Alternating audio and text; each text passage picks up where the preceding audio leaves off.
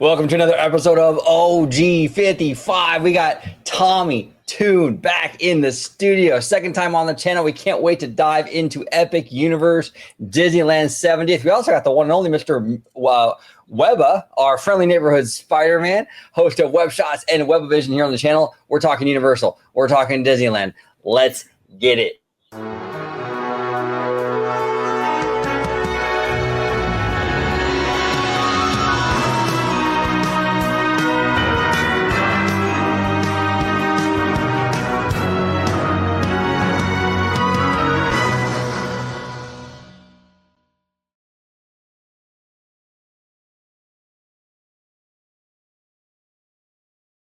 Welcome aboard, everybody, to another episode of OG55. Today, we're talking all about Epic Universe and Disneyland 70th. I had the honor of chilling with these fine gentlemen on the 70th opening weekend. It was a fantastic time. But before we dive into our conversation today, I want to introduce Mr. TommyToon back in the building. Tommy, how you doing? What's up, fellas? Thanks for having me back on, OG. And what's up, Webba? Man, I'm excited to be on. It was fun kicking it at the Disney 70th, man. I did not want it to end. Oh, 100%, bro. That was such a fantastic weekend. Brother, if you let everybody at home know where they can find you on social media, your YouTube channel, and all that good stuff. Yeah, you can find me on Instagram at TommyToon_. That's where you can see all the pictures of my trips and everything. And then on YouTube at TommyToon World. There he is, and I'll be linking his YouTube channel and all that good stuff down below in the description. So make sure you follow, subscribe, and show all the love to Mr. TommyToon. And we got Mr. Webba, our friendly neighborhood Spider-Man, back in the house. How you doing, Mr. Webba? OG, TommyToon, it's good to see you, boys. TommyToon, this is our first time on a video together, bro. This is awesome. Man, I'm pumped. Bro, you telling me I wore the hat, man, so I knew you were coming on. I had to. There you go. But yes, gentlemen, this weekend, even though I wasn't there Friday or Sunday, I was there Saturday with, OG, George, conductor, casual, right? It was a blast. And that was, again, I'm going to say it again, first time ever that I went to Disneyland without doing a single attraction, dude. It just felt like a party, man. It was amazing. I loved it. Anyways, OG, thank you so much for having me on. Yeah, absolutely. No, it was. It felt like a party this weekend. We did like a little thank you video recently on the channel, kind of thanking everybody for like just hanging out and everyone we met that weekend. And it's exactly what it felt like a celebration of like community, which I love. I absolutely love that. But Mr. Webba, where can everybody find you on social media, sir? Absolutely. So everybody, I actually changed all my handles again because I'm tired of the ones I had. So it's Threads, Instagram, Twitter, Mr. Webba 91. There he is. Really clean, really easy. There he is. Yep. Follow this man immediately. All right, here we go. Let's dive in. Our first topic of the day. Before we kind of dive into like the nitty gritty of Epic Universe, I kind of want to get into a little bit of Disney's response to Epic Universe, right? Because we've been hearing a lot about this with the fandom and what the response is going to be and what Disney's going to do and the whole thing, right? It's kind of interesting because I really have been wanting Disney to sort of do this, what Jeff Vahles, president of Walt Disney World, did the other day. I've been really, really wanting them to do this, and I'll kind of explain why. But this is courtesy of the lovely Miss Ashley Carter. Make sure you follow her on X, and I think she's also on Threads, if I'm not mistaken. Fantastic journalist. But it says here, Walt Disney World President Jeff Vahles wished the Universal Orlando team the best of luck on the opening of the new Epic Universe theme park, calling it a, quote, big win for Florida tourism. Quote, it takes great passion and dedication to bring new projects to life, end quote. Now, this is coming from the Walt Disney World president, right? Look, man, I've been saying this for a long time. I think this is the move, right? Because you see a lot of like, you see a lot of like grifters and like stuff like in our space, and they talk a lot about how Disney is like doomed and like they're freaking out over Epic Universe and they're flipping tables and Bob Iger is stressed out and the whole thing. I've been saying a long time, the best way to combat that is to come out and congratulate Universal on their wins, right? Because for me, when you do that, when you're out there and you're as Disney and you're celebrating and congratulating Universal, it feels like it comes from a place of strength. and it comes from a place of confidence. Like, hey, you know what? We're not threatened by this. This is a good thing. We like this, right?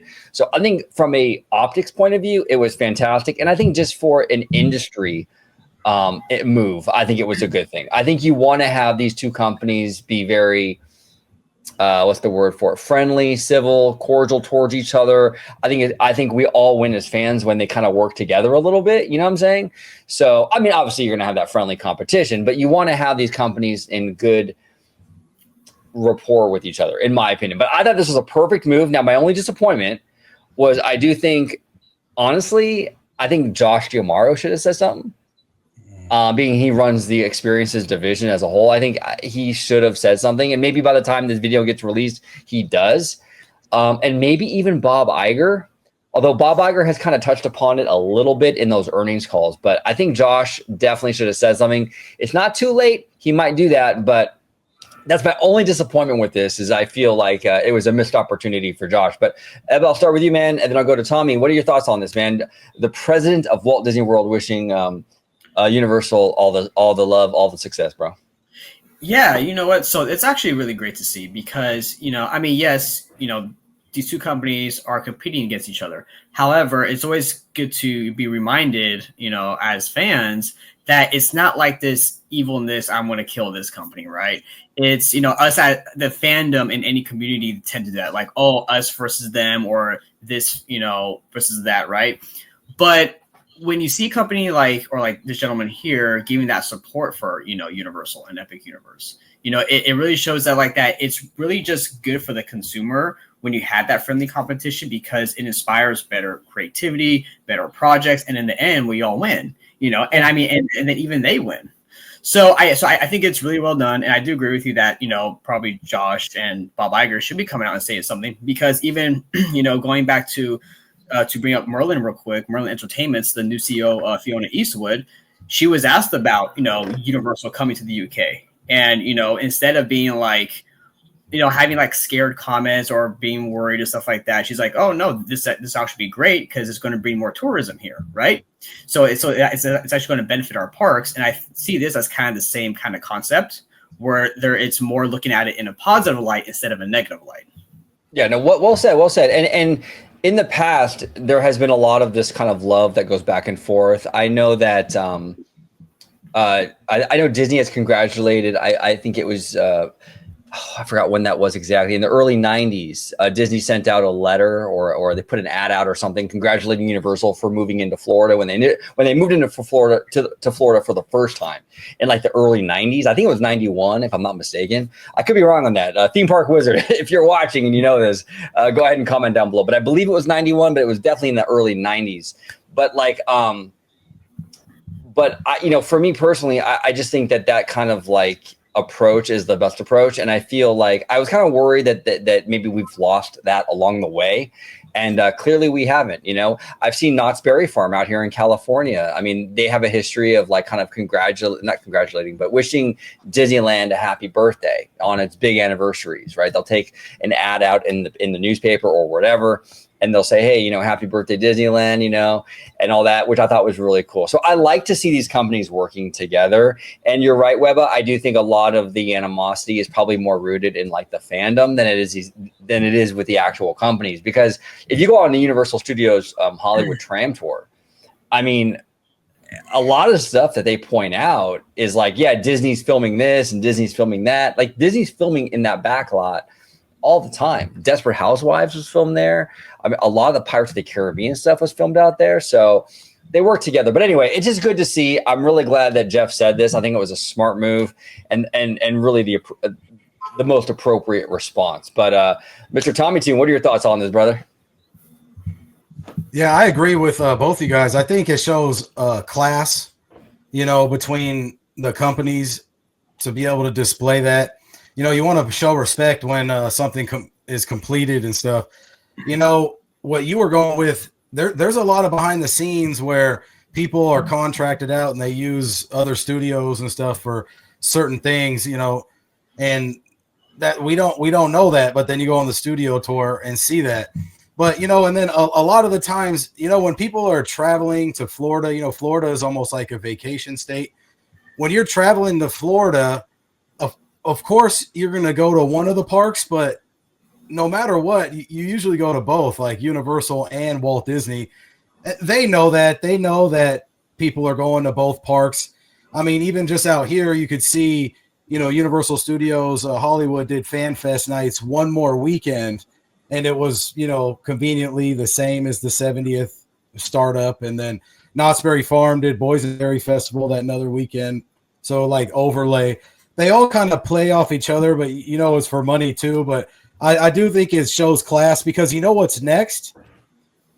Basically what's next for theme park wise, not counting Horror Unleashed or anything, but for theme park wise, we got Villains Land coming, to Walt Disney World and in Florida and stuff. So, they know they have something coming for Walt Disney and all that properties over there. So Universal still has to be careful with that, because this is the shiny new thing now with Epic, but man, now Disney can almost see what can they do different with their villains area and other stuff that they're adding as well. Yeah, that's a great point. That's a great point, right. Because now we know what Epic Universe is, right? For the longest time, it was just basically concepts and conversations about this park. Now it's open. It's a physical, real place. Now Disney can look at that and go, okay, this is what we have to compete with. Now we know what we have to work against, and now we can create our Villains Land and all that stuff accordingly. So it's a great point, Tommy. It's a great point. So let's go ahead now. We're going to pivot a little bit here. Oh, real quick. Also, just kind of one last thing to that statement that he was making is that it's still good to see that too, especially when you see like the social media, whoever that team member is for the Universal Orlando social media, always kind of takes shots at Disney all the time. It's hilarious, but again, it's all good and fun, right? And I love that Disney still goes out there and it's like, hey, congratulations, applause, all that good stuff. So yeah, good job. Yeah. Hand claps, congrats, just like Tyler the Creator. You know what I'm saying? but what I was gonna say? Oh yeah, Universal, their social media approach and just a lot of things they do to kind of a lot of the ways they kind of approach things. I was telling a buddy. I was talking to Buddy about this today, actually. Shout out to Showcase of Wishes. I was actually talking to him about this, where Universal is a very corporate company. Obviously, they're owned by Comcast Universal. Okay, there's no doubt about it. They're corporate.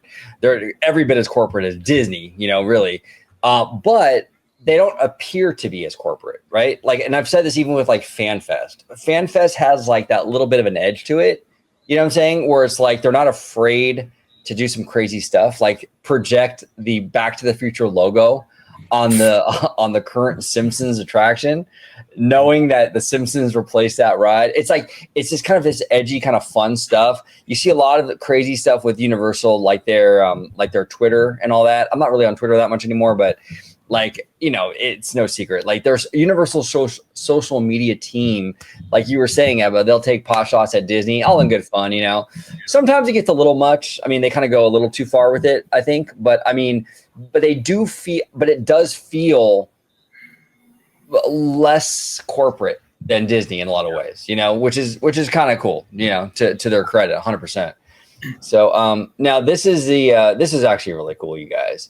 I absolutely love this. I can't play the music because they're going to copyright me a million different ways, but this was the grand opening last night. Wow. Fireworks and Drone Show 2025. I mean, this park, man, it was set up. You got this massive lagoon, this kind of this Bellagio style lagoon with the Bellagio. It was what? It's like Vegas almost. It is. It's straight up Bellagio in Vegas. Yeah, you guys are both right. Yeah, 100%, right, Tommy? Like that. Even the hotel looks like the Bellagio. Yeah. Yep. And that's not a knock on it. I love the Bellagio. I stayed there a couple times with my family and stuff, and it's a beautiful hotel, man. A lot of Vegas hotels. Oh yeah, go ahead. Sorry. No, go ahead, brother. Go ahead. No, I'm loving it. I'm loving the Vegas vibe. I'm loving that Epic's kind of more upscale vibe mixed with theme park. I notice on a lot of restaurants too that they show. Yeah, no, 100%. It has that kind of that older vibe a little bit too. Like they have that like you were saying, that bar with the surrounded by like the sea life, like I think it's called the Aquatica or something like that, if I'm not mistaken. I don't know the exact name, but that's kind of a cool vibe. This is very Vegas-y feeling, So I don't know, man. But this opening ceremony, I was talking to some friends earlier about it. Jay Shear, you guys and gals at home know who Jay is, but they really did a great job with this because I feel like Universal is starting to learn from Disney quite a bit, right? So what does Disney do in a lot of their nighttime spectaculars? They incorporate Walt Disney. You'll hear a lot of Walt Disney audio, right? And that's what they should be doing. They tap into that nostalgia, that Walt Disney connection. In this particular ceremony for Epic Universe, they had the intro was Steven Spielberg. And I'm like, and he had a whole thing about, how deep down the human spirit wanting like adventure and seeking out adventures and how this new place is really epic and all that stuff. I just love that because I feel like Steven Spielberg is really kind of like the face of Universal in a lot of ways. Like he is the DNA. He's kind of like the Walt Disney of this studio in so many ways.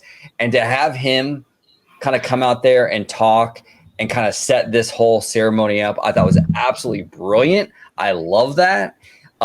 He's an absolute legend. So yeah, dude. And it really does harken back to like what classic Universal was, you know what I'm saying? And what it's currently, what classic Universal was and what really built the studio. So I love that element of it, but what say you, Eva? What are your thoughts on this, bro? Oh, this looks absolutely amazing. Again, it does have that kind of Vegas vibe, but I'm not surprised though, because again, Universal is a bit more of a, just say like more mature vibe than Disney in a sense of more adult, where you kind of get that Vegas feel, right? You look at Halloween Horror Nights, right? You're not going to find anything like that at Disney. No. And yeah, I'm not saying that's a bad thing, but clearly look at this, right? It looks like Universal is learning from Disney, but also Vegas too. Vegas is a huge attraction for people. Look, you got the fireworks, the water fountains, the lights. Like, look at this. This is amazing. You got the huge hotel in the background. So it's just really, really cool. And, just actually well done to, all the team members and the creatives at Universal who put this park together. It's just really, really awesome. And I get to experience it, one day. But yeah. Yeah, we'll see. Yeah, we'll see. It's pretty cool. You're right, though. It does lean older, and they've made some strides with the younger generations. They're trying to do what with Nintendo and stuff like that. But I still feel like it has that older vibe. Like even at Universal Hollywood, like last week or something, our good friend Theme Park Wizard sent me a video clip. There was like a DJ for Fan Fest on the lower lot, and he was playing Kendrick. Woke up looking for the broccoli hockey. And you would never see that at Disney. I don't care if it's downtown Disney. They're not going to play Kendrick Lamar in downtown Disney. I can tell you that right now. You know what I'm saying? But Universal has permission, so to speak, to kind of do that because it is an older vibe. It kind of has more of a DCA demographic, maybe. You know what I'm saying? But yes. Yeah, it's pretty sick. But yeah, man, this show is off the chain. Now, we do have a little bit of news, though, for this. I want to bring this up because this is actually kind of interesting. And they're going to get it fixed, but this is from our friend Noble Way. Everyone check out Noble Way. He's on YouTube. Him and his lovely wife, they do amazing content over there. He's a friend of the channel. We got to get him back on very, very soon. But I'm going to play this, and then we'll kind of talk about it because I thought this was very interesting, actually. And now that you've seen the fireworks and the Lagoon show, I'm very curious what your guys' take on what he's kind of telling us here. Here we go. Epic Universe fountains have been significantly damaged. Apparently, there will be no fireworks for grand opening night this evening because the fireworks last night damaged the fountains to the point where they can't do fireworks. And so there will be some sort of light water show. But I did ask, and they said they are planning on having fireworks every night once it gets fixed. But apparently, there will be none tonight for grand opening because the fountains were damaged by them. I hope they get it fixed and we get to see those awesome fireworks we've all been hearing about. We'll see what happens. Epic Universe. Okay, so that's interesting. Go ahead, brother. So I'm Unless I am misunderstanding this, I'm kind of confused. You can't have a water show because your fireworks damaged the fountains, but yet you're going to have a water fountain show? And how did the fireworks damage the fountains? Like, because the fireworks look like they're behind the hotel. So unless they're shooting up fireworks like right in the vicinity of the crowd, like see exactly what that's what I was thinking. So I feel like, how many test runs did they do, first of all? Because it may sound like they have not have done many test runs, because if they have the pyrotechnics going off in that area where it would get damaged, right? You know, they may have seen that if they did a couple test runs, more than one. I mean, I don't live in that area, so I'm not sure. I mean, if they're trying to go big and go grand, you know, they're trying to do it daily. This stuff has to hold up. Like, this is one thing. Shout out Scary Dre on all socials. Man, he said opening weekend may have some failures, even though it's going to look all nice and fun, you know, even though we're pumping it up because it's fun, Universal. But like for us, we're on the West Coast, so it's hard to get over there and get back. So like eventually, you know, I'm going to go over there, but like let them work some kinks out first, because I want to see the whole experience. You know what I mean? If I'm missing the fireworks, I'm going to be kind of like leaning towards like, man, I wish I would have, you know, chose something else. Yeah. But that sucks that it's getting damaged on the first day. I mean, they're trying to show off to the media too, you know? Well, see, because I'm curious, right? Like, is there other fireworks that we're not seeing in this video? Is it a different set of pyro that was going on? Because you look down here, right? Now, again, I'm just speaking purely from what I'm seeing and from what he was saying. So to me, this looks like that's all back there. So what pyro was close enough during any testing that it was damaging the fountains right where people are sitting? See, I'm confused about that too. I don't really know, and it could be because you would see if like a firework landed in the lagoon or something like that, right? Yeah. No, but I mean, like maybe burned, like it wasn't holding up. Like maybe they just kept firing it off, and like maybe the product burned. Maybe, I don't know. You know what I mean? Or maybe it was at the fire. And there you go. That maybe that's what it was. But also remember these for example, like World of Color has a control booth underneath Pixar Pier Bridge. So it's also possible when they say the fountains were damaged. When he's saying the fountains were damaged, it's very possible. Oh, that's pretty sick right there. It's very possible though that maybe that isn't technically the fountains. It might be some sort of control box station that was damaged from the fireworks. Oh, yeah, it could be. You're right. That does look sick though, with the epic. Epic. It does look pretty good.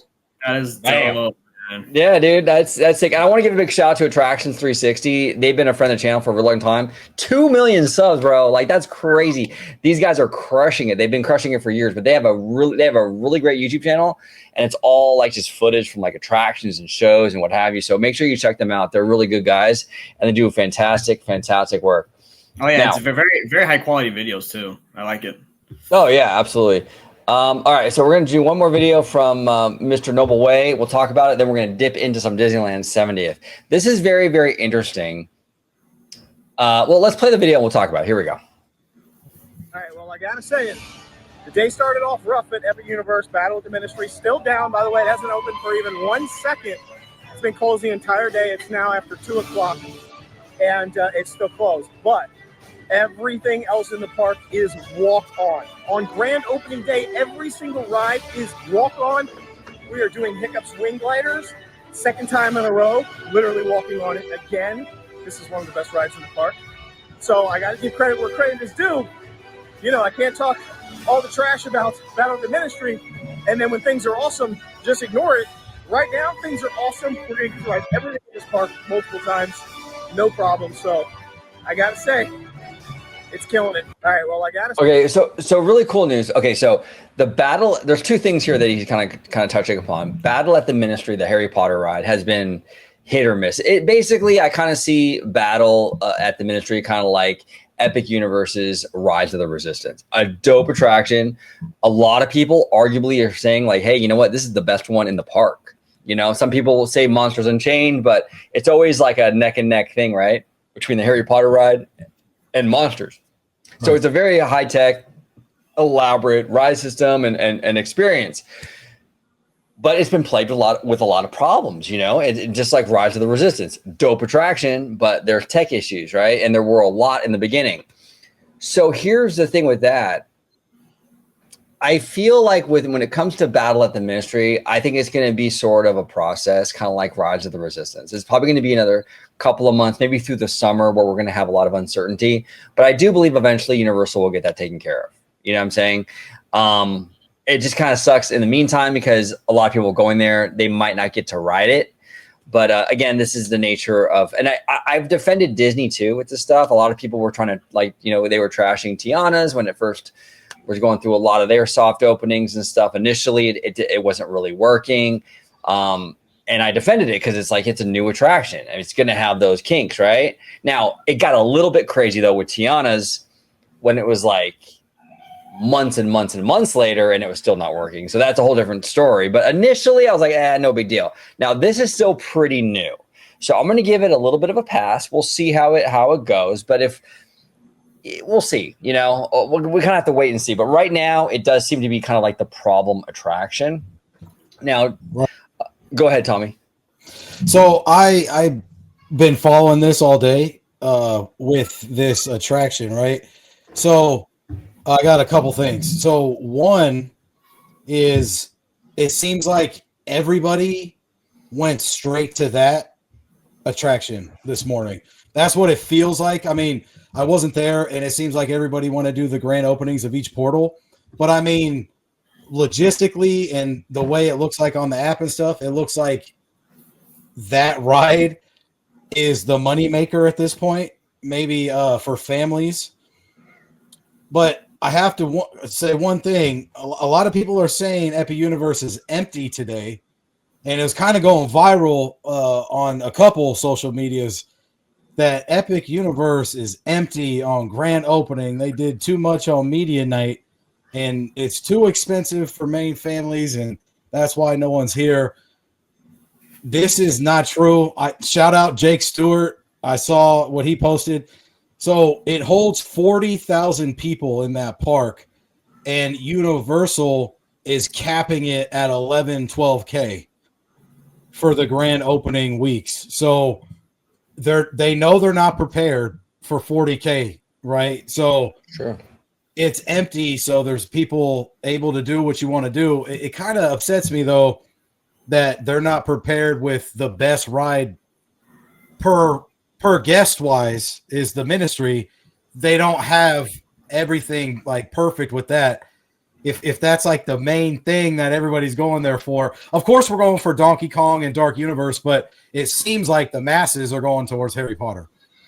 So 100%. So they should probably put all the effort into that right now and make sure it doesn't go down at all. I know they're really pumping on the How to Train Your Dragon because the movie's coming out. And that's where all the media is at and all the cool, you know, animals and stuff. But Harry Potter the fandom will never die. Like, and it keeps growing. So try to focus more on that, I think. But I do love Epic Universe. I definitely want to go. I'm going to go soon.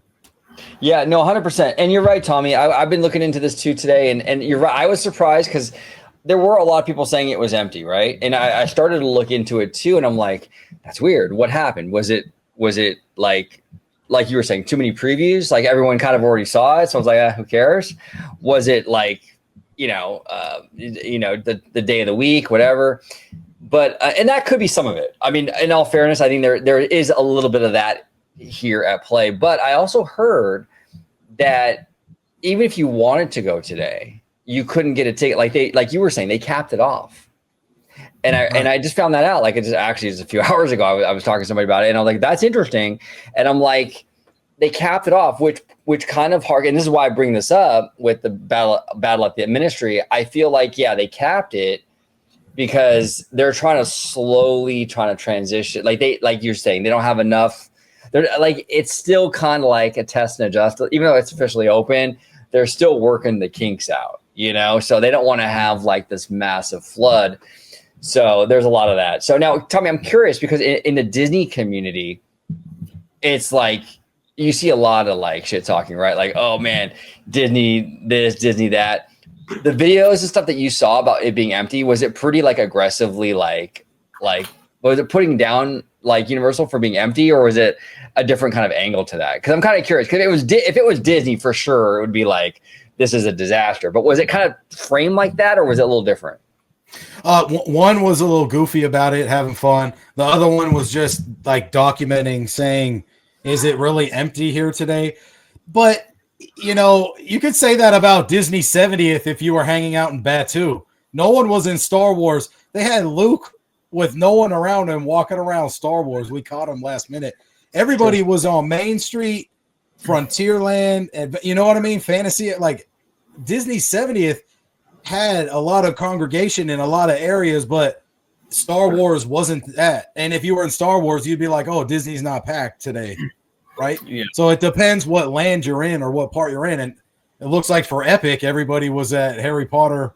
You know what I mean? Yeah. No, well said.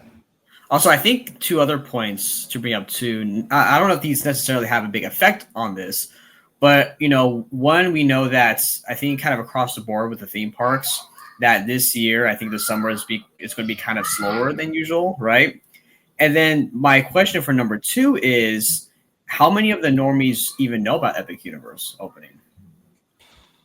Well, yeah, no, I know anecdotally, like people that I know that are not nerdy like we are with this stuff, like coworkers and things like that. A lot of them don't know. You know, like my mom didn't know what it was. She had no idea what it was until recently. You know, a lot of my coworkers had no idea what it was. So now that's tough. Like, is that Universal dropping the ball? Because they should know. You know what I'm saying? Right. Or what does that mean? Like, I get it. Like 2 years ago, the normies not knowing. But they should know now. But a lot of them don't. You're right, though. That's well, go ahead. No, go ahead, Webba. I don't say so. To your point, Tommy, about like, you know, having the cap on the park, of course, right? That stops from a lot of people going in. But then, if you already have the kind of regular, everyday, you know, average person not knowing about the park even existing, you're not going to get an influx of people trying to buy tickets anyway. On top of already having a slower year for parks. So, I mean, is Universal not doing enough to market the new park? Yeah, so I don't know. You know? Yeah, Steph, what say you, Tommy? Yeah, just going off what you said, you know, I feel like Universal pumped this out. In 2019, they're like, in 6 years, we're dropping this theme park. And they stuck to it. I mean, Avengers, Marvel just announced that Avengers Doomsday's pushed back 6 months. So, I mean, like, people take release dates lightly. Universal didn't. They were like, we're dropping this in 6 years. So if they had to do a light, soft opening, I guess that's the problem. But what you were saying, OG, earlier, with not people really knowing, man, when Super Nintendo World was coming to America for the first time, I feel like it was Japan first, right? But when it was coming to Hollywood, I feel like everybody that I talked to knew about it because, of course, we're in this circle, but it's like, I feel like it was like, oh my God, Super Mario's coming to America. Like, you're going to be able to go to Super Nintendo World. Yeah. And then I feel like that's like getting overshadowed by Harry Potter and Dark Universe and How to Train Your Dragon because they got Donkey Kong there and it looks pretty good, but I feel like people aren't going to that spot first because we have it and we showed it off here first, you know, in Hollywood. Right. Well, see, and here's the thing, Tommy. I'm glad you brought that up because with that being said, it's almost like if Universal as a brand still isn't in the public conscious mind as Disney and even Nintendo is. Because all of a sudden it's Nintendo. Oh crap, Nintendo's coming. We're at Universal. Oh, we're going to go there, right? But before that, it wasn't really in the conscious public's mind, right? It was in ours because we're theme park nerds, right? But your average person, it wasn't. So I think Universal still has kind of it's not any brand damage, but I think they're having kind of a still branding, marketing thing to everyday, to the regulars, to the normies, to get them to go to Universal. Yeah, no, well said. Yeah, because Disney is very much, people don't realize how ingrained Disney is into our culture. Yes. Like, it's insane, dude. Like, it's insane how ingrained it is. And so that's a really tough hill to climb for Universal to sort of like get that attention because you have Disney, which I said is already ingrained in the culture, but then you have like there's this whole like kind of like this whole industry, like in the content creation space, where it's like it's very lucrative to bash the mouse house sort of thing. So they're gonna make like 19 videos a day on how terrible Disney is. So you have all this attention with Disney just constantly, whether it be good or bad. You know what I'm saying? It's like this collective obsession with Disney. Universal doesn't have that. So you're not going to get the same sort of, eyeballs on it. So there are people that just don't know of it, which is sad because honestly, like I said, like I've been really bullish on Universal lately. I think they've been doing some great stuff. I loved FanFest. I think that was amazing. I had a blast. And even like this Epic Universe ceremony, I said like the Steven Spielberg stuff was absolutely brilliant. I love that they incorporated him in that. I think they did a great job with Epic Universe. Not a perfect park, obviously. Nothing really is perfect, but I think it's for like out the gate, like opening day, like a starting foundation, really solid out the gate, So they're doing some great stuff, but it's gonna be hard to sort of get that traction because Disney is such a juggernaut culturally. It still is, you know what I'm saying? And here's another question to go off that, right? Off that question is, do you think this is why Universal is so heavily involving other IPs that's not Universal? Because they know those IPs will draw people to their park. Yes, because if you remember back when Disney was struggling, there was a point in time Disney was not that culturally relevant. When I was a kid in the 80s, none of the stuff that I was into was Disney. Like none of it. Like I was into Transformers, Silverhawks, He-Man, Ninja Turtles, Smurfs. I even like Care Bears, dude. I was into all the 80s, all the 80s shit, right? But none of it was Disney because Disney wasn't really relevant until like later in the 80s, right? Like with Little Mermaid and stuff.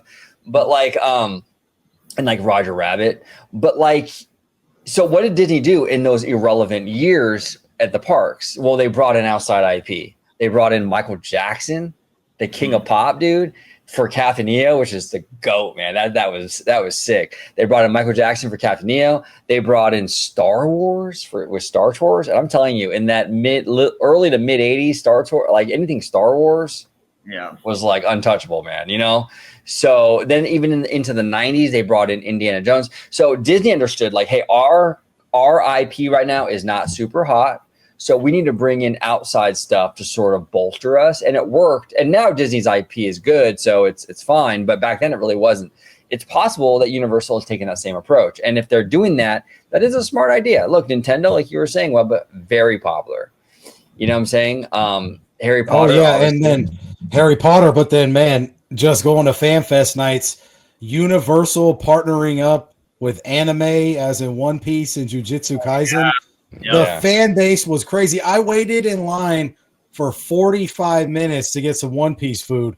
That was the craziest thing ever. I was surprised. Man, they could have a whole anime event, man. People show out for that. And let alone, it's crazy, man. Go ahead. No, sorry, Tommy. Dude, it was crazy. When I went to go watch Jujutsu Kaisen, I mean, luckily, unfortunately, my night was awesome because I didn't get Express. I went on everything, dude. I still had 2 hours to spare. But I went to Jujutsu Kaisen, and the whole theater was full. It was full, dude. I was like, dang, man. But it was great. It was great seeing all these other nerds from like, anime and stuff like that, right? Even Star Trek, dude. You go to Star Trek, and you got the music blasting. Dun, dun, dun, dun, dun, dun, that was crazy, right? Bro. Holy moly. And then Dungeons and Dragons was like fantastic, bro. I was like dumbfounded. I couldn't believe it. I was like shocked the whole time. Well, yeah, I mean, for a temporary event, like I'm going through the Star Trek thing, and I'm like, this could be a cue for like Cosmic Rewinder or like Space Mountain or something. Right. I mean, it looked permanent. It didn't look like put together for a temporary thing at all. It was crushing it. And back to the anime stuff, dude. The One Piece was like probably, I don't know that I'm looking at it anecdotally, right? We all are, but like I'm sure the data shows like that One Piece stuff had to have been, if not the most popular IP of FanFest, at least one of the most, like one or two, because I saw all kinds of cosplay. I saw some baddies with the Nami outfits on, bro, with the orange hair. It was awesome, dude. It was awesome. But the One Piece is massive, and I knew it was big. I didn't know it was that big though. Yeah. Right. Like, It you was know, very. I think One Piece was the most lucrative, and then I think Back to the Future was probably second. Yeah, I feel like Universal was really banking on Dungeons and Star Trek filling up those queues. I don't think they really filled up towards the end of the night, but I feel like everybody ended up at Back to the Future, man, towards the end of the night, like every night, because that was packed down there, bro. I was like, it's like a small town. yeah, dude. And Crazy. it was crazy. And the cool thing about the Back to the Future stuff is that Universal had all these actors that were intermixed with like us, right? The guests. So you had a lot of like the 1950s like kind of style people walking around. You got Marty McFly, you got Doc, you got Biff, and George McFly and all that. And you really felt like you were back in time, bro. Like you really felt like you were in the 1950s, And they did a beautiful job with that. I love the fact that with the tram tour, they used the travel time because you got to get down there into that lot. They use that tram travel time to blast the Huey Lewis and the News song, and they would kind of teach you about like how to act, like the etiquette for like that time period. Like you can't use like slang from today, like like fire. Yeah, that was cool. Wasn't that cool, man? I like that. It kind of got you in that mode, Yeah, it was really sick, dude. So yeah, I mean, it's pretty wild, but yeah, Universal's doing a lot of great stuff. I'm really pleased with a lot of their stuff. But Epic Universe is officially open today. It officially opened, and we'll see how it all shakes out. But in terms of the crowds, to kind of wrap it up, yeah. Initially, I was like, "Well, that's weird," because it was kind of.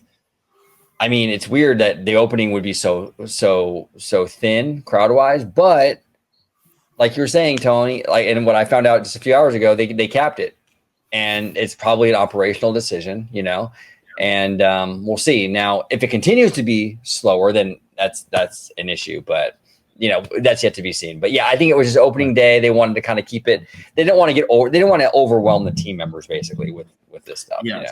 Exactly. Right. So we'll see.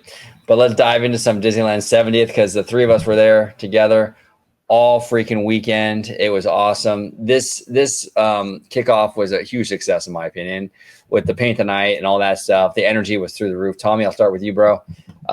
We met up with you on Friday, you and Mr. Conductor, and we waited in line for that. We were all chilling trying to get that Keyblade, right? The Disneyland Keyblade thing or whatever. Yeah, that was rough, man. That felt like we were at Toys R Us in the 90s trying to get Pokemon cards. Dude, everybody was grabbing the keys, and it was all Disney adults. There was no kids grabbing the keys. So that was a little crucial, man. It was funny seeing everybody walk out, and none were kids. Exactly. See, I'm going to age myself. You were referencing Pokemon in the 90s. For me, it'd be Toys R Us in the 80s with the Cabbage Patch Kids. There you go. Right. There you go. That's what I mean. Back in the day. But yeah, dude, it was crazy. The Emporium, we were in that line stretched all the way around out past the firehouse over by like City Hall. And I was with you guys, we're all waiting, and we get in there, dude. And it was like the apocalypse, man. We're all waiting for the final spaceship to take us off the planet, Right. I mean, people were just like climbing over each other for these keys and all the merch. Right. People ran towards the keys I seen, and then they ran towards the generic pins, the 70th pins. And they're flying off the shelf like both of those, like nothing. Yeah, it was crazy. Yeah. But you lucked out though. You and George and Conductor, you got your keys. And we actually went around the park and kind of did all the different the kiosks, right? Where you can put your key in and kind of unlock each thing or whatever, which is pretty dope. But if you want to touch upon that, Tommy, like how was your experience with that? Did you think that was like a clever idea? Was it something that like you feel like worked or not so much? Man, right when I saw it, I was like, I know I have to get that and have that fun interaction. But I seen a lot of people hesitant on spending the money on it to see if it would actually be cool. I didn't think people knew that there was a pin that was going to unlock inside. And you know how Disney pin people are. It's like Pin Trader's 25th anniversary. So it's big stuff. But you know what's crazy is I feel like I had two different experiences from this key. I had the social aspect with you guys, and each environmental change of the keyhole, and then I had the experience of the actual item, seeing it light up and seeing everything. Because going back to the experience, you have to go to each land for this, and each keyhole is far away from the other one. And you know, one of the keyholes, we were at New Orleans Square, and Fresh Baked came up, and we were chopping up with Fresh Baked. Dude, and that was so epic, bro. I love Dave. He's an awesome dude. That was a lot of fun. That was a lot of fun, and it was like people were rope dropping Club 33, so we're all intrigued, like what are they doing in there, you know? And we're just at the right place at the right time all day. Like I don't know, it was just fun. And then when at the end, you know, arguably I got the worst pin was the honey pot pin. And like when I go unlock it at the end, I get the honey pot pin. 1 out of 9 chances, like. And it's just hella fun, man. The camaraderie, everybody was like laughing, and it was just joyous, man. It's just fun, man. Disney brought people together, man, and that's what Celebrate Happy is. Like, that's what you want. Oh, 1,000%, bro. 1,000%. That's what it is. That's just about having fun with each other in that community, right? Because it was fun. It was like the process was dope, dude. Like all of us going around trying to find these little kiosks, you know, we're all joking around with each other and meeting people along the way. Like you said, we hung out with Dave from Fresh Baked for a little bit, you know, and all that. And shout out Disney Scoop Guy too. Yes. You saw Disney Scoop Guy. He was really cool. He was holding it down. He was holding it down in that little lunch area by It's a Small World for 14 hours so he could get prime location for Paint the Night, man. He's a real one for that. Oh, for real, dude. Yeah, we got some soldiers out there, bro. For sure. I'm telling you, like, yeah, it's crazy. But yeah, I would agree with you though, Tommy, in terms of those keys though. I think you made a comment like with the New Orleans one. The New Orleans kiosk for that key was the best one. It played jazz music and stuff. Dude, that was so dope. Saxophone, that was so cool, man. Yeah, that was sick. That was really, really sick. Then another one was in the fire station. That was really cool. It made a fire truck siren. And then another one was in Star Wars, and the screen lit up and it showed you like plans to something. Like, so they really like definitely like went in all the way. Like Disney really killed it on this one, I think. I don't know. So yeah, it's popular. Go ahead. So I have a question, right? Because Tommy, you were pointing this out. What does that say about the Disney fandom? And kind of going a little bit in Disney adults here, but like, what does that say about like the Disney fandom? And you see most of the people grabbing these keys being adults, right? See Tommy, Ebba's out here trying to get us canceled, bro. No, it's a good point because I made that establishment. I saw 2 kids all week in line doing the key. But the thing's expensive. People don't know about it. That's one thing is Disney doesn't really have commercials on Disneyland. They do, but they're just selling the 70th Celebrate Happy. I forgot if they showed the key in the commercial. You would know from social media, but people don't understand the key at all. Like people are hitting me up on my Instagram like, oh, I don't understand. A pin comes out. Are there 9 pins? Is it only 60 with 9 pins? What, you know? So I think they just have to show more people, and that's what comes with the territory of being around for a year to 18 months or whatever. I'm glad the 70th is going on for a while, so people will learn how to fix it. But I'm nervous to see how these keyholes and everything hold up because I don't know how it's going to last. But yeah, a lot of Disney adults take over, especially the first day. It was rough, bro. That's all I seen. They're like just big kids running around. Oh yeah, it was Disney adults. It was all yeah, you're right, Tommy. That's what it was. Long lines, Disney adults, you know. And then once Saturday and Sunday kind of rolled around, it mellowed out a little bit, you know. But I will say on Saturday though, the line still like it wasn't crowded Saturday though. When we were there, I was even telling you, OG, I was like, it's actually not bad here. Like it's like Indiana Jones, it was only like 30 minutes and stuff like that. Like the lines weren't too terrible. Yeah. So wow. Yeah, I feel like with this, I was telling George this, and by the way, I do want to touch upon George at the end. We'll talk about George. All good things. No, but I was talking to George about this, where I feel like because we have such a strong locals fan base, it kind of affects like the visitation patterns quite a bit, right? Because George was mentioning like, man, it's weird because in the morning it was like super busy. And then in the afternoon, it like dipped out, like there was like not a lot of people. And then in the evening, it comes back up again for all the fireworks and the paint the night and all that. And that's because we have that locals fan base. You know, you have people that live in the area, like they live in Fullerton or Irvine or Santa Ana, like locals. Even LA County is a local, you know.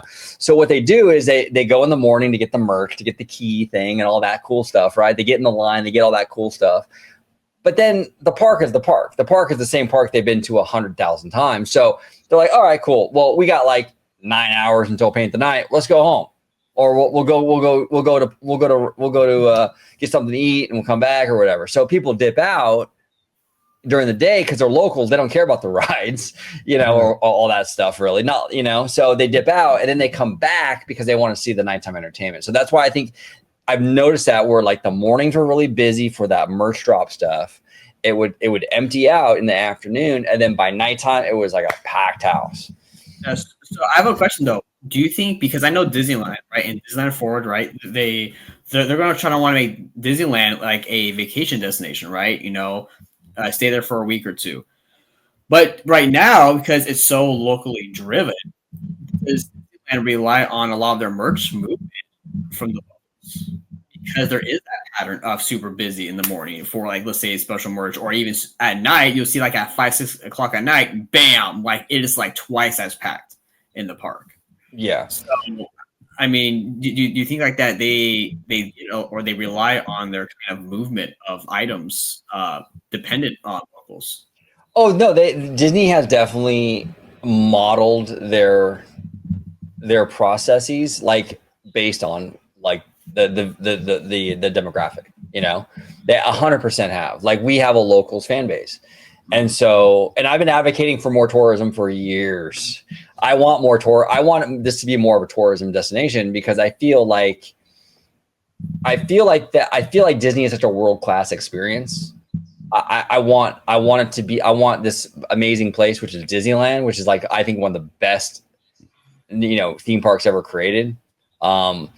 I want to be shared more with the world and not just like be like a locals thing like Knott's. You know what I'm saying? Right. I'm not crapping on Knott's, but I just feel like Disney is very special. I want people from Australia and from Japan and from Europe to really want to come here and not just be like a locals thing, you know, like a Knott's Berry Farm, you know? Well, gee, that's a very good idea there, right? But however, right, Disney is now going to be building what, their 6th, 7th theme park in Abu Dhabi, right? So, because I think I was telling you that it seems like that Disney is trying to reach more of the audience by putting more experiences elsewhere, right? Yeah, and that's a big thing. You're right, Ab. That's a great point that you bring up because I know that Disneyland was a massive draw for the Japanese before they built Tokyo Disney. Like Japan, they wanted to come to Disneyland. It was like the spot. Now they still do want to come. Well, I see a lot of Japanese tourists still. I mean, quite a bit, right? But probably not as much as before. Now they have their own Disneyland, and obviously everything they do over there is even better. They're like a way more advanced society than we are, you know. So their shit's always better. But like, you know, I do think it has impacted the tourism because they have one in their backyard now. Yeah. Right. I mean, in Abu Dhabi, in the Middle East, you're going to have a Disney park. So, like, are they going to be incentivized to come down here as much? Probably not, because they have one in their backyard. Paris has one. You know, we have 2 of them in China. We got the Hong Kong and Shanghai. Yep. You know, so it does impact. You know, and so it's a great point, man. I mean, how do you incentivize people from around the globe to come to Disneyland Resort when a lot of other destinations around the world and areas of the world that you would be trying to get those tourists from already have one? Now, here's my question is, do you think a big part of that could be just the how should I put it? The difficulty of just like the travel aspect, right? Because it costs a lot of money. It costs a lot of time taken off from work, right? For example, right? I've been going to Disneyland forever, but I've never been to Walt Disney World. Why? Because I'm like, well, I have Disneyland here. I know that there are different experiences, different Disney parks. So I'm like, I'll have like one just right over here. Why am I going to pay thousands of dollars and take off PTO to fly across to the other coast to to go to Disney World. Well, no, 100%, bro. And I got one thing to tell you about that. I got one thing to say about that, bro. I ain't got nothing to say but West Side. Absolutely, dude. Absolutely. No, but in all seriousness, though, you do need to get down to Walt Disney World because it's a very different experience. But I do see what you're saying, though. It's like, because I'm the same way, bro. I didn't even go to Disney World for my first time till like 2 years ago, and I'm no spring chicken. You know what I'm saying? I've been on this planet for a little while, you know, and it took me. I just went 2 years ago, so you get a little bit of like you get kind of like what's the word for it? There's a little bit of apathy, like, oh, I already have one here. I don't really need, you know. What about you, Tommy? What do you feel about that? Oh, I'm ready to go over there. For sure. Yeah, especially with George talking about all his stuff, and I haven't been over there. I'm supposed to go with my sister and everybody soon to all the Walt Disney stuff, but definitely I'm going to Epic Universe soon. Like you said, it's like the same vibe but different. I just know I can't really handle the weather, man. I'm ginger, so I gotta go over there in like February, March, maybe when it's a little bit cool. Because I've been to Florida before for music festivals and stuff, and it was in the summertime and it was hot. So, man, I feel like it's going to be a hot one when George goes this weekend. Oh yeah, absolutely. Oh yeah. Yeah, it's gonna be crazy, man. Dude, I'm telling you, bro, like I went down there. I'm Italian, so I do tan, but dude, I mean when I went to Florida though, I actually got burned because we did, as George calls it, the land and sea vacation.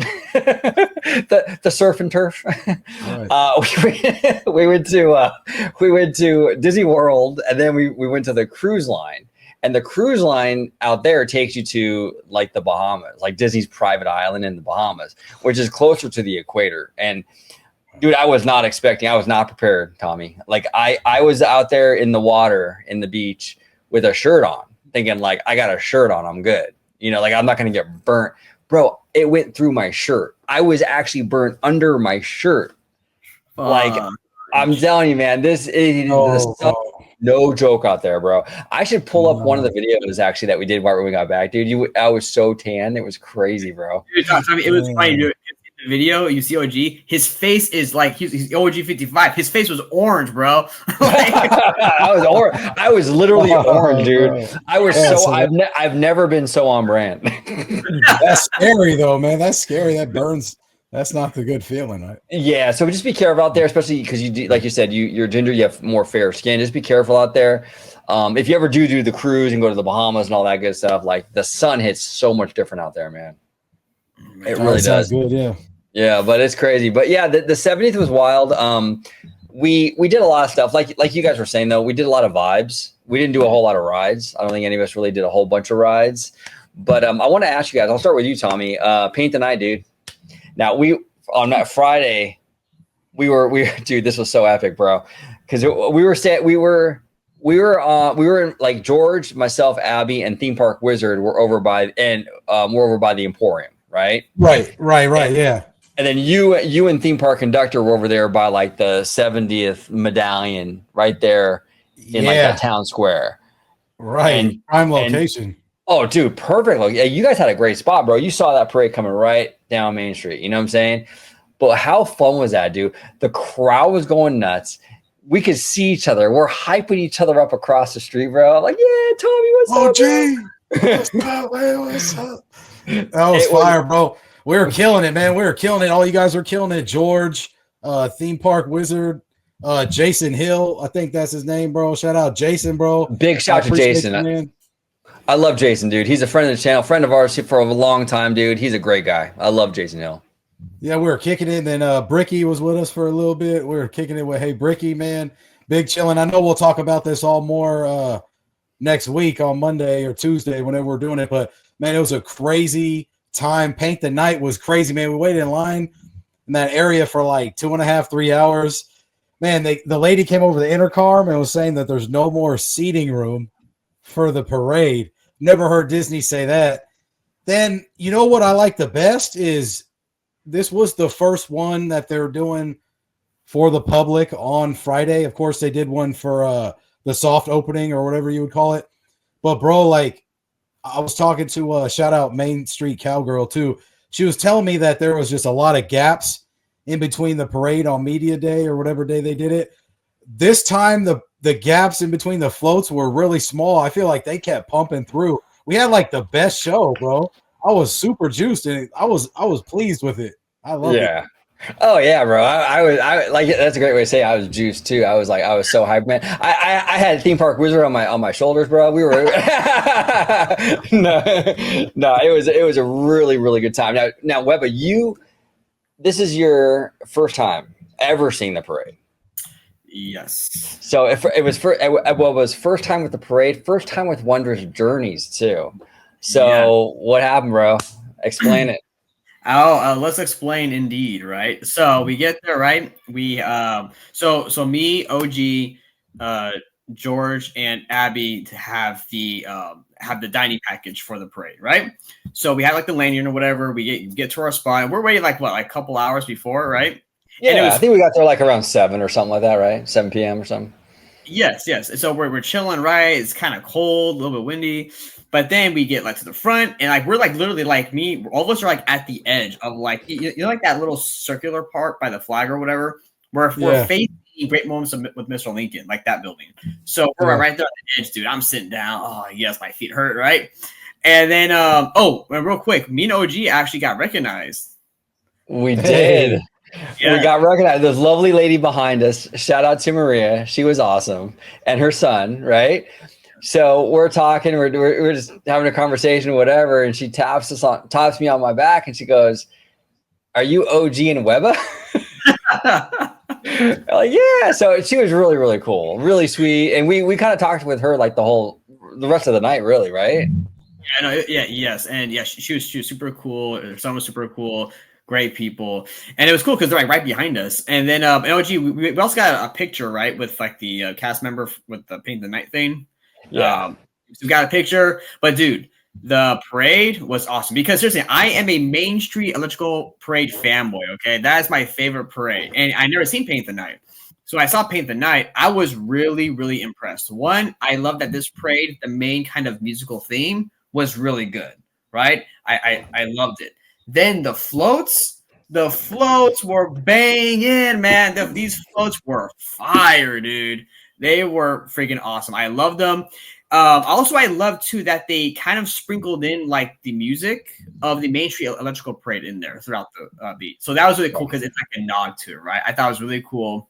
Yeah, this parade really does feel like it's Main Street Electrical Parade, but like really like taking it to next generation. Yes, exactly. You know, you have like all like the new LED lighting and everything like that. Huge floats, dude. I'm like, yo, this is awesome. You know, yeah, it was super, super cool. You know, all the musical pieces were really, really great. You know, seeing the characters and whatnot. But yeah, and then after that, we got done. Went right over to Main Street to go watch the fireworks. Now, this is my first time seeing this show. Me and George were actually kind of worried because it was kind of like I said, it was a little bit windy that night.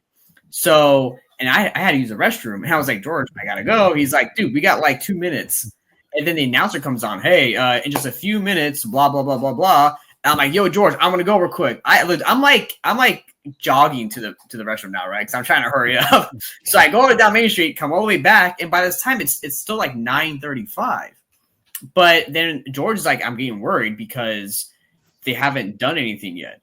So, but luckily the lights dim. We get the song comes on and the lights and the fireworks, and it was great. I really liked the music. The music was awesome. I love the animation from all the different movies and films that they had on there. I love with this show that you can tell what the narrative flow was in the show.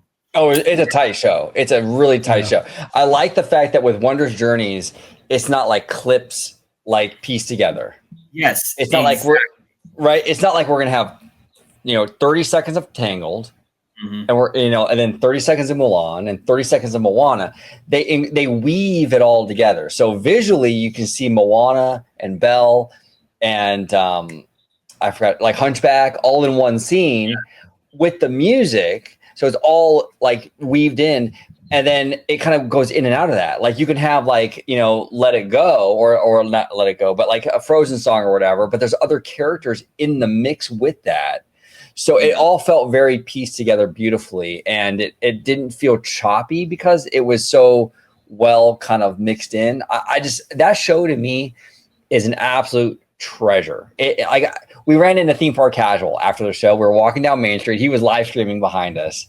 And I saw him like, "What's up, Casual?" And I said, "Bro, that show is a work of art." And it really is. It's a work of art. It's a masterpiece, dude. Yes. Now here's the thing. After the show, though, George did ask me. He said, "Hey, so I want to ask you, how do you feel about the mixing of like the songs playing like at the same time, right?" Okay. And I said, because I think that was kind of a complaint some people had about it. I said, if I was just listening to that musical piece on its own, I probably wouldn't like it. But because of the situation that, the circumstance that it's in, which is this fireworks show, I think it works really well for it. It's this big production, right? I think it works very, very well. If it was on its own, I wouldn't care for that per se, right?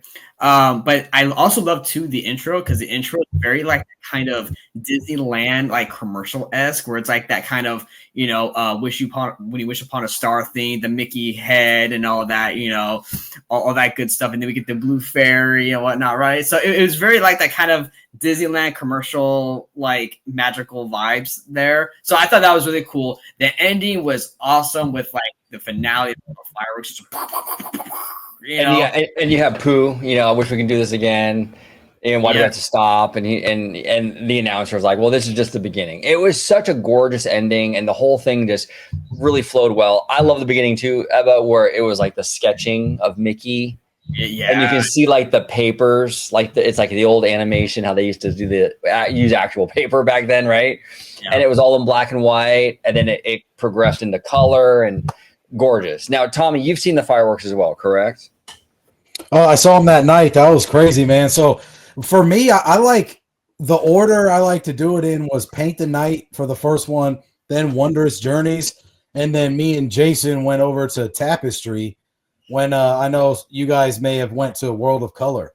So like so I love World of Color, but Tapestry was good too. But Wondrous, it was a crazy one, man. Crazy fireworks from the storyline and stuff, because that's like what you want to see. Like, I don't know, it's pretty good, man. I really like the fireworks in that one.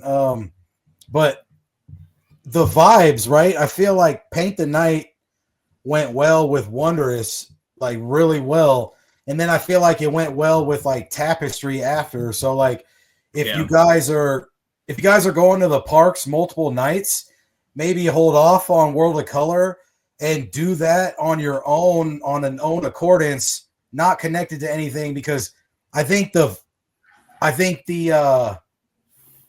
coming from like music and stuff, I feel like the vibe or the tempo is a little shifted. So I feel like the tempo will stick if you do Paint the Night, Wondrous, and go straight to Tapestry. I feel like you'll be like this the whole time, like going up and just staying level. I feel like World of Color kind of mellows you out a little bit, and kind of because it's still fun and the lights are gorgeous, but I would say keep that separate. I feel like it's like a separate entity. It is very much so. It's a different kind of vibe than these other three Disneyland shows. The Disneyland shows are much more traditional Disney in a lot of ways. Mm-hmm. World of Color Happiness has a lot of more modern, and we could dive into it, but a lot more modern kind of edgy stuff, like the whole like sing along thing with the words on the water screens and all that, right? It felt very more like a modern sort of fourth wall compared to that of like the fireworks show, Wondrous Journeys, and Tapestry and stuff. It was just more traditional Disney entertainment. Now I want to ask you, Tommy, did you like that show, The World of Color Happiness? I loved it because I actually did it on a separate occasion. I went Monday. I did all of DCA. And I actually had the dessert package. It was pretty fire, man. I did, it was pretty pricey, but all right. I'll explain it more next time, but they give you 2 drinks. They give you a free World of Color pin, and then the desserts and stuff too. So, and a prime location to sit in. So I would say I vouch for the price. You know what I mean? If you want to see where it's at, the show was crazy. I liked how, I didn't realize till towards the end, but you could interact on your cell phone and Oh, okay. pick one of the emotions from Inside Out, and the one that wins gets more of the screen of the showtime. So I think clever. I think ours got anger for more of the showtime. I don't remember 100%, but it was pretty cool how they did it. I think you could pick between like 3 or 4, but I did like how they weaved it out. It was like Inside Out 2 the majority of the show, but then it would go into, man, the Goofy movie was crazy, man. When they did that, the whole crowd went crazy. I was shocked. I was like, this is what I'm talking about. Well, yeah, for me too, the standout for me was definitely that Muppet pre-show. Oh yeah. Oh, bro, that to me was it was so well done. And it reminds me a lot of the old Muppet Vision attraction, where with the old Muppet Vision attraction, it was like getting ready for the big finale. Remember that whole thing? And Yeah. Sam the Eagle and all that stuff. And this kind of had that vibe. Like we had Sam the Eagle in there. They're all getting ready for the big show. Oh my God, we're getting ready for the big show. And then you have that little otter in like the little suit. And he's like the lawyer. And he's got all this like legalese behind him, and he's talking about legal Smeagol and all that stuff, dude. I thought that was so funny. The Muppets are such a great franchise, bro. I think they worked so well with World of Color. I wouldn't mind seeing a whole like Muppet takeover of the entire show. Same here, bro. I'll take a whole show on them for sure. Yeah. Oh, they were fantastic. Killed it on the intro. That made the show longer too, because it was like an intro and then they did a pause and then they brought the show, which was really cool. The only thing is I would really want them to turn the lights off for the the Muppets too, because the lights weren't turned off yet, for mine at least. Yeah, that's true. Yeah, it was crazy. It was absolutely crazy. Now, Webba, you didn't see that one, right? We only did Disneyland, I think, the day that you were there. Oh, you're on mute, brother. You're on mute. Sorry. You're good. No, I had on mute because my phone was ringing. So Tommy, what you're suggesting, that's what we did. We watched Paint the Night first, and then we watched the fireworks, and then we went and watched the tapestry thing. And Right.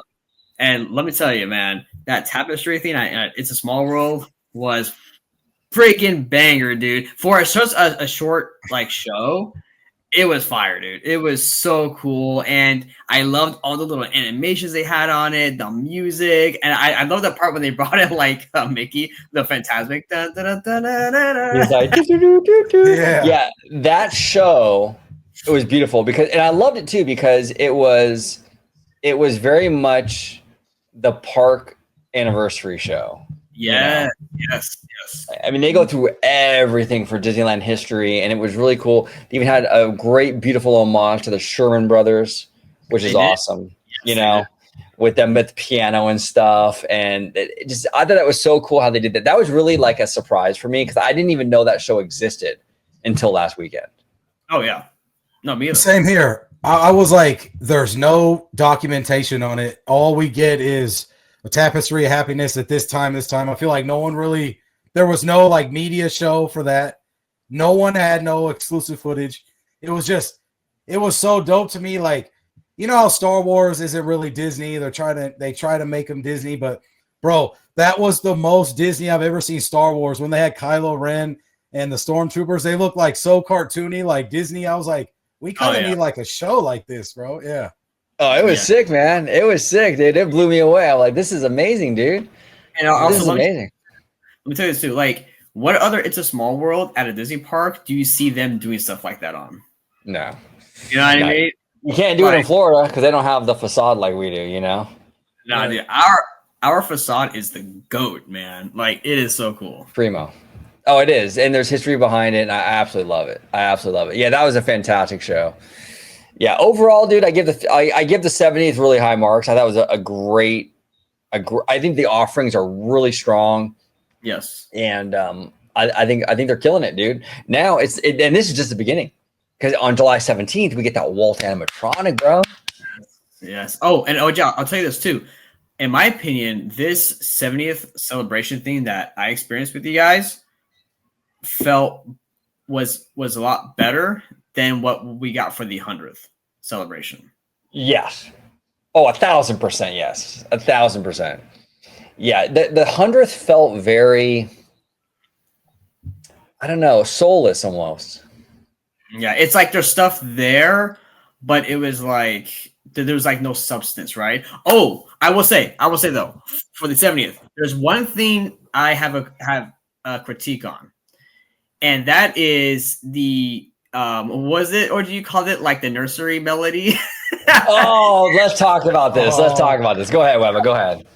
Yes. So in the Esplanade, right? I like that castle thing that they have out there, right? I think it's cool, but the music that they have playing does not fit the celebratory feeling of the 70th. Why do we have a little ding ding ding ding ding ding ding ding thing going on? Like, no, let's have some jamming Disney music out there. Like, come on, what's going on? Come on, dude. All right, so the Webba, yeah, dude, I know where you're coming from, because when you're going there at 8 in, you want something to lift you up. But man, at night it kind of worked. They're playing a whole new world, and you're leaving at like 1:30 or whatever time, 12. You know, you're checking out World of Color. It kind of works then, but in the morning, man, you're waiting in the line to go in, especially if you're rope dropping. You're like this, man. It's almost going to sleep. Oh, for sure, man. Yeah, you get in there. It's like pre-coffee time. You know, I'm like, oh my gosh, yeah. That was a miss. I love the structure. I love how the design of it. Very cool. Yeah. The music though was not a great choice. This is a celebration. Yeah, like, you know, to have that nursery rhyme, let's go have sleepy time now vibe was not a good decision. I don't know why that was even a thing. But yeah, the structure itself is awesome. I love the structure, but it just, you need to have fun music. And especially for this celebration, because the whole vibe of this celebration, it's so colorful. It's a very happy sort of like energetic vibe. Well, right, exactly. And like for me, it's a mismatch. It's like it doesn't work. Like that music doesn't work with what is happening in the park, and it being a celebration of the 70th, right? Like it does, it's like if you took like, I don't know, like let's say like a gangster rap song OG and put it like on a, you know, on a K-pop video, right, or something like that. It just doesn't fit the scene, dude. It doesn't work. It's weird. It's weird. I really like how you tailor that analogy to me, like specifically. That was perfect. that was perfect. Absolutely perfect. But yeah, that was a miss for me for sure. You know, and again, that lullaby stuff isn't bad, but it's just not appropriate for this particular occasion. You know. Right. So I don't know. But I will say though, also going back to Wondrous Journeys, I love the emotional aspect of the fireworks too. Like it had a lot of great emotions, right? But here's the thing too, it still flowed really well, and I really like that. And for me, with World of Color, with these past few shows, it really, ever since the original World of Color, it's been very spotty, right? And I love the original World of Color because you got that emotion, you got that flow, that structure throughout the show. The new World of Colors, they're very nice to look at and stuff, but I feel like in a story-driven way, it doesn't really work. Yeah, no, they've kind of struggled a little bit with the World of Color, I think, since that first show. You know, it has been tough for them to sort of to do that, but yeah, I can see that with the flow element. You know what I'm saying? It hasn't really been the same. It hasn't really flowed like that first show. I do love though in World of Color Happiness the inclusion of Rainbow Connection. Number one, Boys to Men is amazing. I mean, 90s R&B is the go, dude. Oh yeah. I mean, Boys to Men, New Edition, Key Sweat, bro, Babyface. You know, these are the jams. You know, these are the icons.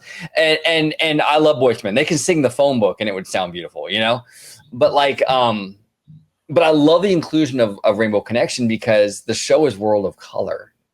So that Rainbow Connection song really, I think, fits great with just the general theme of the show. Mm-hmm. So that was a huge hit for me. I loved hearing their rendition of that song. You know. Now, Tommy, did you like the Jonas Brothers song, the Celebrate song? Oh yeah, man. I think it's very catchy, bro. They need that.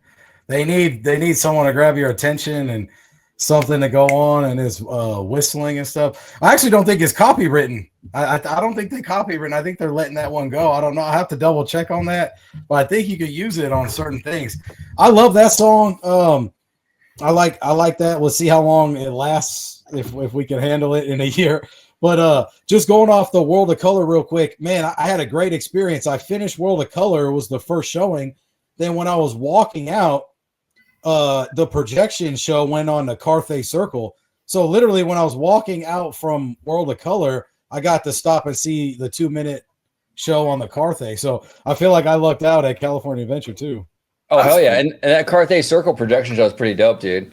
Yeah. You know, it's pretty cool. Yeah. Like, and that Carthay projection show is kind of like that hidden gem, similar to the Small World one. Like, it's like, I wasn't really expecting this stuff, but it's like, hey, I'm glad we got it, you know? Right. Absolutely. Yeah. So it was pretty cool. But yeah, overall, great weekend. And yeah, we're all going to do a live show in a few days. What was it? I think Tuesday, I believe, is what we agreed upon, right? Tuesday night. Yeah, so we'll do a live show. We're gonna dip into all this stuff again, and like also take your questions and comments, and just have a good old time. So that'll be Tuesday.